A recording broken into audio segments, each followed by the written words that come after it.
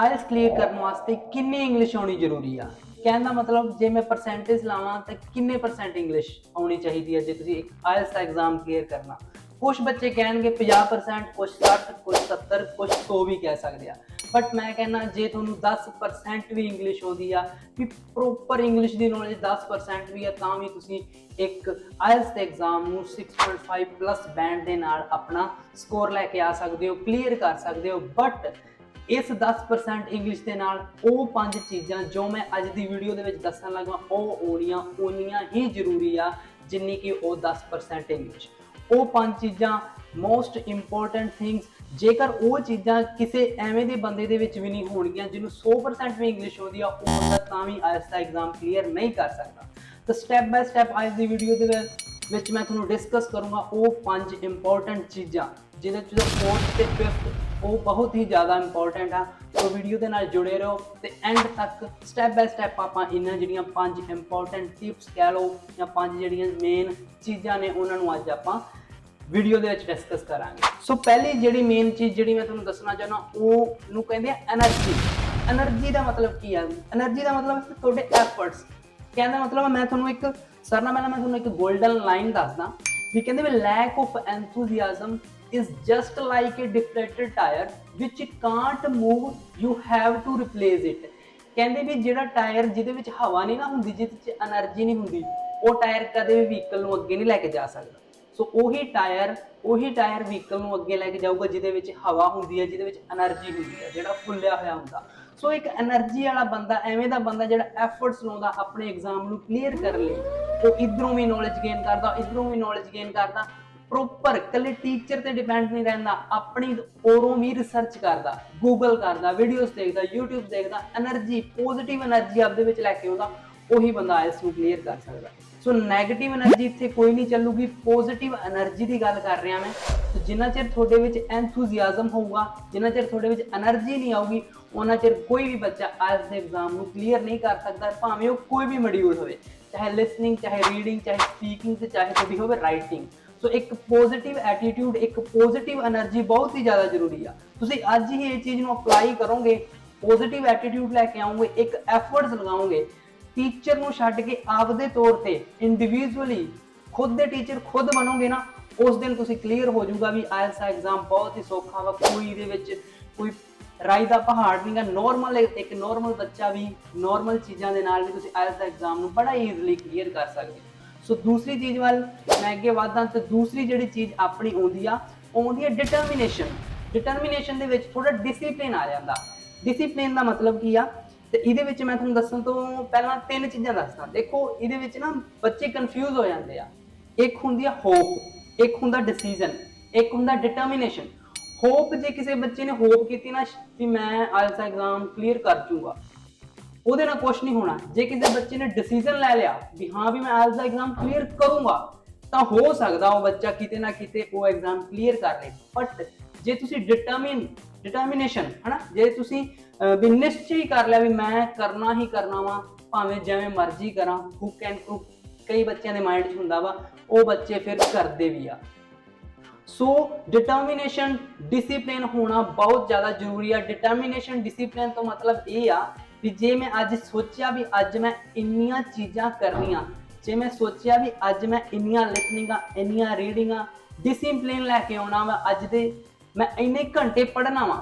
सो तुसी डेफिनेटली अपने आयल्स के एग्जाम को क्रैक कर सकते हो। ये चीज़ां मैं नहीं कह रहा, ये जस्ट थोड़ी आयल्स एग्जाम लिए नहीं, ये थोड़ी कैरियर आने वाले अगे कैरियर वास्ते थोड़े लाइफ लिए भी उन्ना ही जरूरी है डिसिप्लिन। ये चीज़ का तुहानूं बाद च पता लगूगा। अजकल की है बच्चों को डिसिप्लिन नहीं हैगा, ठीक है। ज़्यादातर मैं तुहानूं कहना 50 to 60% बच्चे की है जस्ट आउंदे आ अपने उत्थे जो माड़ा मोटा किता करके चल जाते हैं, कोई उन्होंने सीरीयसनैस नहीं हैगी। सो डिटरमिनेशन चाहिए आ। उन्होंने बच्चों को जाके पूछो जिन्होंने 7-7 8-8 बारी एग्जाम दे लिया बट हले तक क्लीयर नहीं होया, उन्होंने बहुत ज़्यादा लख रुपये उन्होंने जोड़े खराब हो गया बट फिर भी एग्जाम क्लीयर नहीं हो रहा। उन्होंने बच्चों को तुहानूं पता लगूगा भी एक आयल्स के एग्जाम की की अहमियत आ। सो सारे नाल पहली चीज़ energy, positive attitude, positive energy, enthusiasm ਹੋਣਾ ਜ਼ਰੂਰੀ ਆ, ਤੇ ਦੂਸਰੀ ਚੀਜ਼ ਤੁਹਾਡੀ ਜਿਹੜੀ ਹੈਗੀ ਡਿਟਰਮੀਨੇਸ਼ਨ, ਇੱਕ ਡਿਸਿਪਲਿਨ ਹੋਣਾ ਜ਼ਰੂਰੀ ਆ, ਇੱਕ ਨਿਸ਼ਚਾ ਹੋਣਾ ਜ਼ਰੂਰੀ ਆ। ਜਿਹੜੀ ਤੀਜੀ ਚੀਜ਼ ਮੈਂ ਦੱਸਣ ਲੱਗਾ ਨਾ ਬਹੁਤ ਹੀ ਜ਼ਿਆਦਾ ਇੰਪੋਰਟੈਂਟ ਆ। ਜੇ ਤੁਹਾਡੇ ਵਿੱਚ ਡਿਟਰਮੀਨੇਸ਼ਨ ਵੀ ਆ, ਤੁਹਾਡੇ ਵਿੱਚ ਪੋਜ਼ਿਟਿਵ ਐਟੀਟਿਊਡ ਵੀ ਆ, એનર્ਜੀ ਵੀ ਆ, ਬਟ ਉਹ ਜੇ ਤੀਸਰੀ ਚੀਜ਼ ਨਹੀਂ ਨਾ ਹੈਗੀ, ਫਿਰ ਉਹਨਾਂ ਦੋਨਾਂ ਦੀ ਚੀਜ਼ ਦਾ ਹੋਣ ਦਾ ਕੋਈ ਮਤਲਬ ਨਹੀਂਗਾ ਉੱਥੇ। ਸੋ ਜਿਹੜੀ ਤੀਸਰੀ ਚੀਜ਼ ਆ ਉਹਨੂੰ ਕਹਿੰਦੇ ਆ ਪੇਸ਼ੈਂਸ, ਜਿਹਨੂੰ ਆਪਾਂ ਹਿੰਦੀ 'ਚ ਜਾਂ ਪੰਜਾਬੀ 'ਚ ਜਿਵੇਂ ਲਾ ਲਓ ਧੈਰਯ ਕਹਿ ਦਿੰਦੇ ਹਿੰਦੀ ਦੇ ਵਿੱਚ, ਠੀਕ ਆ। ਪੇਸ਼ੈਂਸ ਦਾ ਇੱਥੇ ਕੀ ਮਤਲਬ ਆ, ਅੱਜ ਕੱਲ ਬੱਚਿਆਂ 'ਚ ਪੇਸ਼ੈਂਸ ਨਹੀਂ ਹੈਗੀ। ਇੱਕ ਵਾਰੀ ਐਗਜ਼ਾਮ ਦਿੱਤਾ, ਖੁਦਾ ਨਾ ਖਾਸਤਾ ਉਹ ਬੱਚੇ ਦਾ ਐਗਜ਼ਾਮ ਰਹਿ ਗਿਆ, ਰਿਕੁਆਇਰਮੈਂਟ ਪੂਰੀ ਨਹੀਂ ਹੋਈ, ਬਸ ਖਤਮ, ਕੌਨਫੀਡੈਂਸ ਗਿਆ, ਸਾਰਾ ਕੁਝ ਗਿਆ, ਵੀ ਕਰੀਅਰ ਹੀ ਖਤਮ। ਦੇਖੋ ਪੇਸ਼ੈਂਸ ਹੋਣੀ ਬਹੁਤ ਜ਼ਰੂਰੀ ਆ। ਇੱਕ ਮੈਂ ਤੁਹਾਨੂੰ ਗੋਲਡਨ ਲਾਈਨ ਦੱਸਦਾ, ਕਹਿੰਦੇ ਵੀ falling down is accidental, falling down is accident but staying down is your choice। ਇਹ ਕਹਿੰਦੇ ਵਿੱਚ ਡਿੱਗਣਾ, ਕੋਈ ਬੱਚਾ ਡਿੱਗਦਾ, ਕੋਈ ਬੱਚਾ ਕਲੀਅਰ ਨਹੀਂ ਹੁੰਦਾ, ਉਹ ਤੇ ਇੱਕ ਐਕਸੀਡੈਂਟ ਆ, ਹੋ ਜਾਂਦਾ ਕਦੇ ਕਦੇ, ਬਟ ਜੇ ਤੁਸੀਂ ਡਿੱਗੇ ਹੀ ਰਹਿਣਾ ਜਾਂ ਖੜੇ ਹੋਣਾ ਤੁਹਾਡੀ ਚੋਇਸ ਆ, ਠੀਕ ਆ। ਇੱਕ ਹਿੰਦੀ ਦੇ ਵਿੱਚ ਹੋਰ ਇੱਕ ਥੋੜੀ ਜੀ ਕਵਿਤਾ ਸੀ, ਕਹਿੰਦਾ ਵੀ ਮੈਂ इतनी दूर आया हूँ, कहता भी मैं इतनी दूर आया हूँ, आगे बढ़ने के लिए आया हूँ, ना कि यहाँ पे रहने के लिए। अगर तुसी 4-5 महीने ला के आयल्स ਨੂੰ ਪੂਰਾ ਸਮਝ ਹੀ ਲਿਆ, ਬਟ ਤੁਸੀਂ ਰਹਿ ਗਏ ਹੋ, ਤੁਸੀਂ ਇੰਨਾ ਚਿਰ ਤੁਸੀਂ ਆਏ ਹੋ, ਇੰਨੀ ਤੱਕ ਅੱਗੇ ਤੱਕ ਪਹੁੰਚ ਗਏ ਹੋ, ਤੁਹਾਡੇ 5.5 ਆ ਗਿਆ, ਤੁਸੀਂ ਉੱਥੇ ਹੁਣ 5.5 ਤੇ ਰਹਿ ਗਏ ਤੇ ਰੋਕ ਥੋੜੀ ਜਾਓਗੇ। ਤੁਸੀਂ ਇੱਕ ਐਫਰਟ ਆਪਣਾ ਹੋਰ ਲਾਓ, ਕੀ ਪਤਾ ਤੁਹਾਡੇ 6 ਆ ਜਾਣ। ਸੋ ਪੇਸ਼ੈਂਸ ਰੱਖਣੀ ਪਊਗੀ ਕੋਈ ਵੀ ਕੰਮ ਆ। ਜ਼ਿਆਦਾਤਰ ਜਿਹੜੇ ਮੈਂ ਅੱਗੇ ਵੀ ਡਾਟਾ ਦੱਸਿਆ ਸੀ, IDP ਦੇ ਅਕੋਰਡਿੰਗ 70% ਬੱਚੇ ਪਹਿਲੀ ਵਾਰ 'ਚ ਐਗਜ਼ਾਮ ਕਲੀਅਰ ਨਹੀਂ ਕਰਦੇ, ਠੀਕ ਆ। 70% ਬੱਚੇ ਨਹੀਂ ਕਰਦੇ, ਠੀਕ ਆ, ਉਹ ਰਹਿ ਜਾਂਦੇ ਆ। ਸੋ ਇਹ ਹੁਣ ਤੁਹਾਡੀ ਚੋਇਸ ਆ ਵੀ ਤੁਸੀਂ ਉੱਥੇ ਰਹਿ ਕੇ ਵੀ ਬਸ ਬੈਠੇ ਰਹਿਣਾ ਜਾਂ ਫਿਰ ਦੁਬਾਰਾ ਬਾਉਂਸ ਬੈਕ ਕਰਨਾ। ਬਾਉਂਸ ਬੈਕ ਕਰਨਾ ਬਹੁਤ ਹੀ ਜ਼ਿਆਦਾ ਇੰਪੋਰਟੈਂਟ ਹੈ ਜੇ ਤੁਸੀਂ ਲਾਈਫ ਦੇ ਵਿੱਚ ਸਕਸੈਸ ਹੋਣਾ ਵਾ। ਬਾਉਂਸ ਬੈਕ ਕਰਨਾ ਵਾ, ਪਹਿਲੀ ਵਾਰੀ 'ਚ ਕੋਈ ਵੀ ਚੀਜ਼ ਨਹੀਂ ਹੁੰਦੀ। ਭਾਵੇਂ ਮੈਂ ਆਪਣਾ ਐਗਜ਼ਾਮਪਲ ਲਾਵਾਂ, ਮੈਂ ਇੰਸਟੀਚਿਊਟ ਦਾ ਐਗਜ਼ਾਮਪਲ ਲਾਵਾਂ, ਇੱਕੇ ਵਾਰੀ 'ਚ ਕੁਝ ਵੀ ਨਹੀਂ ਹੁੰਦਾ। ਕੋਈ ਵੀ ਬੱਚਾ ਐਵੇਂ ਦਾ ਨਹੀਂਗਾ ਜਿਹੜਾ ਇੱਕਦਮ ਵੀ ਜਿਹੜਾ ਬੱਚੇ ਦਾ ਬਰਥ ਹੋਇਆ ਉੱਠ ਕੇ ਭੱਜਣ ਲੱਗ ਪਿਆ। ਸਟੈਪ ਬਾਏ ਸਟੈਪ ਸਾਰਾ ਕੁਝ ਹੁੰਦਾ ਵਾ। ਹਰ ਇੱਕ ਚੀਜ਼ਾਂ, ਕਿਸੇ ਬੱਚੇ ਦੀ ਕੈਪੇਬਿਲਿਟੀ ਕਿਵੇਂ ਦੀ ਹੁੰਦੀ ਆ, ਕਿਸੇ ਦੀ ਕੈਪੇਬਿਲਿਟੀ ਕਿਵੇਂ ਦੀ ਹੁੰਦੀ ਆ। ਸੋ ਤੁਹਾਨੂੰ ਉਹ ਚੀਜ਼ ਨੂੰ ਸਮਝਣਾ ਪਊਗਾ, ਬਾਉਂਸ ਬੈਕ ਕਰਨਾ ਪਊਗਾ।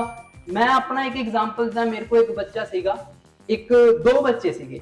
ਇੱਕ ਦਾ ਬੱਚਾ ਸੀਗਾ ਜਿਹਨੇ ਐਗਜ਼ਾਮ ਦਿੱਤਾ ਤੇ ਉਹਦੇ 5.5 ਰਹਿ ਗਏ, 5.5 ਰਹਿ ਗਏ। ਉਹ ਬੱਚਾ ਦੂਸਰੀ ਵਾਰੀ ਐਗਜ਼ਾਮ ਦੇਣ ਲਈ ਇੰਨਾ ਸਟ੍ਰੈਸਡ ਵੀ ਮੈਂ ਕਹਿੰਦਾ ਵੀ ਉਹ ਬੱਚਾ ਜੇ ਐਵੇਂ ਸਟ੍ਰੈਸਡ ਰਹਿ ਗਿਆ ਰਹੂਗਾ ਤੇ ਉਹ ਆਪਣਾ ਐਗਜ਼ਾਮ ਕਲੀਅਰ ਨਹੀਂ ਕਰ ਸਕਦਾ। ਤੇ ਇੱਕ ਹੋਰ ਦੂਸਰਾ ਬੱਚਾ ਸੀ, 5.5 ਰਹਿ ਗਈ, ਕੋਈ ਟੈਨਸ਼ਨ ਨਹੀਂ, ਫੇਰ ਦੁਬਾਰਾ ਉਸ ਬੱਚੇ ਨੇ 10 ਵਾਰੀ ਐਗਜ਼ਾਮ ਦਿੱਤਾ, ਪਰ 11ਵੀਂ ਵਾਰੀ ਉਹ ਬੰਦਾ ਕਲੀਅਰ ਹੋ ਕੇ ਇਸ ਟਾਈਮ ਕੈਨੇਡਾ ਦੇ ਵਿੱਚ ਬੈਠਾ ਵਾ।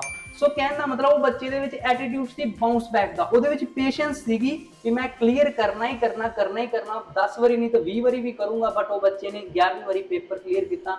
ਮਾਇਨੇ ਰੱਖਦੀ ਆ ਗੱਲ ਵੀ 11 ਵਾਰੀ ਉਹ ਬੱਚੇ ਨੇ ਬਾਉਂਸ ਬੈਕ ਕੀਤਾ। ਸੋ ਅੱਜ ਦੇ ਬੱਚਿਆਂ ਦੇ ਵਿੱਚ, ਜਨਰੇਸ਼ਨ ਦੇ ਵਿੱਚ ਬਹੁਤ ਘੱਟ ਪੇਸ਼ੈਂਸ ਆ। ਸੋ ਪੇਸ਼ੈਂਸ ਲੈ ਕੇ ਆਓ ਬੱਚੇ, ਫੇਰ ਹੀ ਤੁਸੀਂ ਆਪਣੇ ਕੈਰੀਅਰ ਦੇ ਵਿੱਚ ਆਇਲਸ ਐਗਜ਼ਾਮ ਦੇ ਵਿੱਚ ਕਲੀਅਰ ਹੋਵੋਗੇ। ਰੀਡਿੰਗ ਨਹੀਂ ਹੋਈ ਜਾਂਦੀ, ਕੋਈ ਦਿੱਕਤ ਨਹੀਂ, ਪੇਸ਼ੈਂਸ ਨਾ ਕਰੋ, ਸਮਝੋ ਚੀਜ਼ਾਂ ਨੂੰ, ਭੱਜੋ ਨਾ, ਚੀਜ਼ਾਂ ਨੂੰ ਸਮਝਣ ਦੀ ਟਰਾਈ ਕਰੋ। ਰੀਡਿੰਗ ਨਹੀਂ ਹੋਈ ਜਾਂਦੀ, ਪੜੋ ਉਹਨੂੰ, ਰਾਈਟਿੰਗ ਨਹੀਂ ਹੋਈ ਜਾਂਦੀ ਤਾਂ ਵੀ ਪੇਸ਼ੈਂਸ ਰੱਖੋ, ਸਮਝੋ ਚੀਜ਼ਾਂ ਨੂੰ, ਅੰਡਰਸਟੈਂਡ ਕਰੋ ਚੀਜ਼ਾਂ ਨੂੰ, ਟਾਈਮ ਲਗਾਓ ਉਹਦੇ ਤੇ।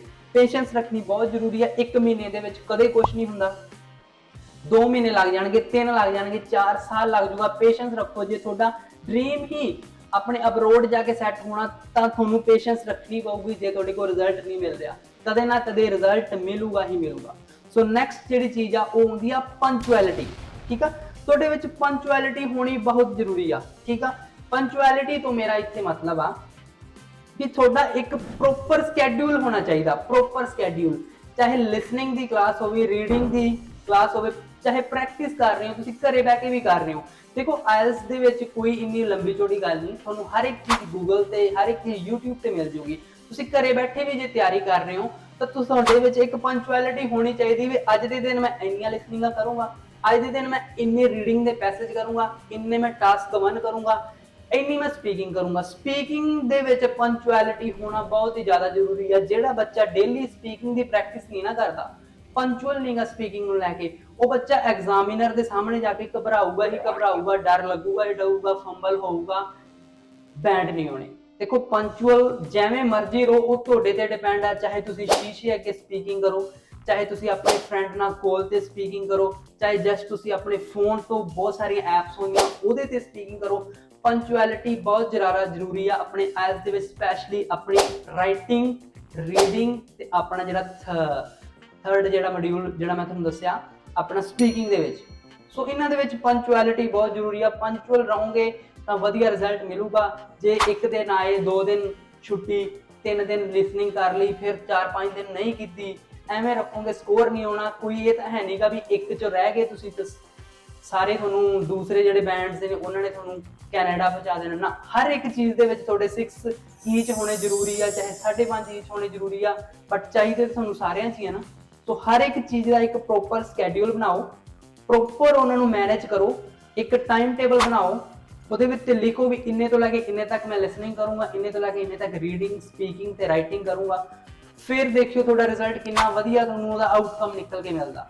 ਸੋ ਇਹਨਾਂ ਚੀਜ਼ਾਂ ਨੂੰ ਇੰਪਲੋਏ ਕਰੋ। ਲਾਸਟ ਤੇ ਬਹੁਤ ਹੀ ਜ਼ਿਆਦਾ ਇੰਪੋਰਟੈਂਟ ਚੀਜ਼, ਇਸ ਪੁਆਇੰਟ ਨੂੰ ਮੈਂ ਨਾਮ ਦਿੱਤਾ ਗੋਲ ਸਟੇਟਮੈਂਟ। ਗੋਲ ਸਟੇਟਮੈਂਟ ਦਾ ਇੱਥੇ ਮਤਲਬ ਆ we accept the favourable and reject the ਅਨਫੇਵਰੇਬਲ।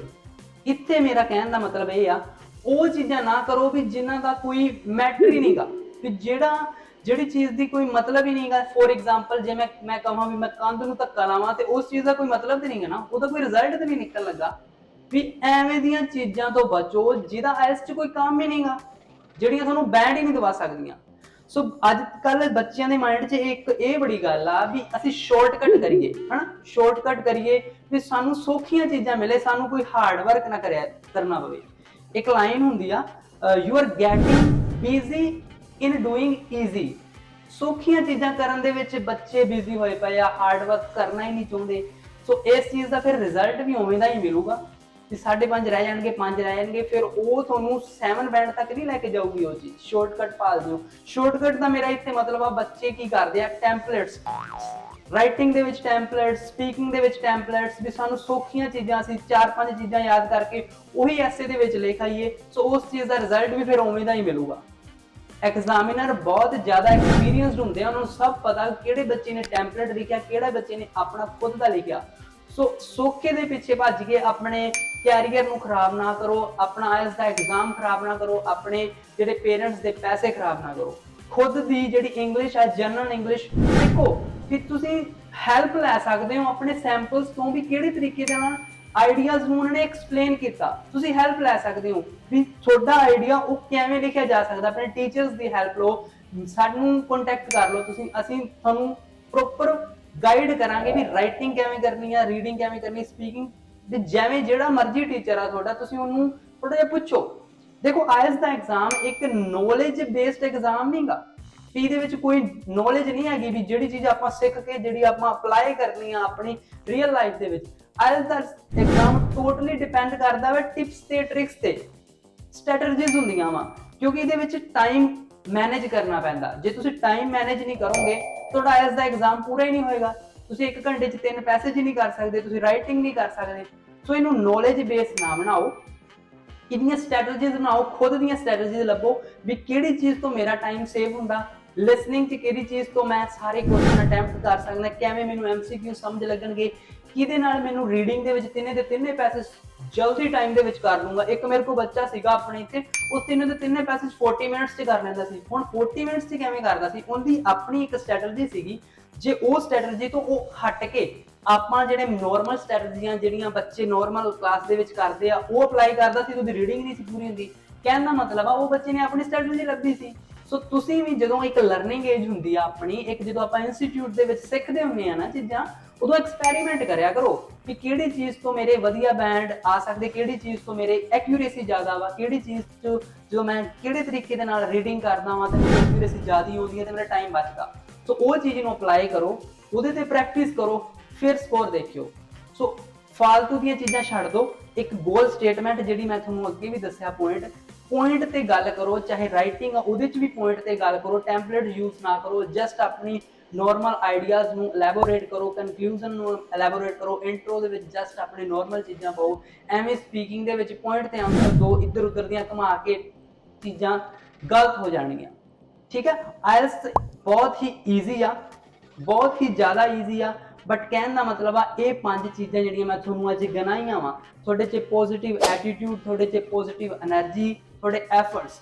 Second ਚੀਜ਼ ਮੈਂ ਤੁਹਾਨੂੰ ਜਿਹੜੀ ਦੱਸੀ ਆ, ਤੁਹਾਡੇ 'ਚ ਪੇਸ਼ੈਂਸ ਹੋਣੀ ਜ਼ਰੂਰੀ ਆ, ਤੁਹਾਡੇ 'ਚ ਡਿਟਰਮੀਨੇਸ਼ਨ, ਪੰਚੁਅਲਿਟੀ ਐਂਡ ਇੱਕ ਗੋਲ ਸਟੇਟਮੈਂਟ ਹੋਣੀ ਬਹੁਤ ਜ਼ਰੂਰੀ ਆ।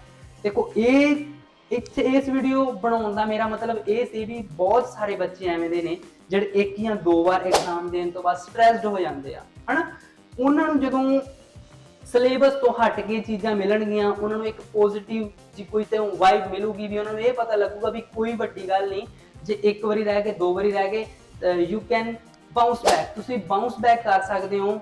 ਬਹੁਤ ਸਾਰੇ ਬੱਚੇ ਐਵੇਂ ਦੇ ਨੇ, ਮੇਰੇ ਕੋਲ ਬਹੁਤ ਐਗਜ਼ਾਮਪਲ ਨੇ ਜਿਹੜੇ 5-5 6-6 ਵਾਰੀ ਬੱਚੇ ਐਗਜ਼ਾਮ ਤੋਂ ਰਹਿਣ ਤੋਂ ਬਾਅਦ ਕਲੀਅਰ ਹੋਏ ਨੇ, ਤੇ ਉਹਨਾਂ ਦਾ ਜਿਹੜਾ ਸਕੋਰ ਸੀਗਾ ਉਹ ਸੱਚੀ ਅਮੇਜ਼ਿੰਗ ਸੀਗਾ। ਉਹਨਾਂ ਤੋਂ ਬਾਅਦ ਉਹ ਬੱਚੇ ਤਾਂ ਹੀ ਕਲੀਅਰ ਹੈ ਨਾ, ਉਹਨਾਂ 'ਚ ਪੇਸ਼ੈਂਸ ਸੀਗੀ, ਉਹਨਾਂ 'ਚ ਪੋਜ਼ਿਟਿਵ ਐਟੀਟਿਊਡ ਸੀਗਾ, ਪੰਚੁਅਲਿਟੀ ਸੀਗੀ, ਡਿਟਰਮੀਨੇਸ਼ਨ ਸੀ। ਸੋ ਇਹਨਾਂ ਚੀਜ਼ਾਂ ਨੂੰ ਇਨਵੋਲਵ ਕਰੋ। ਜੇ ਕਿਸੇ ਕੋਈ ਬੱਚਾ ਐਵੇਂ ਦਾ ਜਿਹੜਾ ਕੋਈ ਮੈਨੂੰ 100% ਇੰਗਲਿਸ਼ ਆਉਂਦੀ ਆ, ਬਟ ਉਹਦੇ ਵਿੱਚ ਇਹ ਚੀਜ਼ਾਂ ਨਹੀਂ ਨਾ ਹੈਗੀਆਂ, ਆਇਲਸ ਦਾ ਐਗਜ਼ਾਮ ਉਹ ਵੀ ਨਹੀਂ ਕਲੀਅਰ ਕਰ ਸਕਦਾ।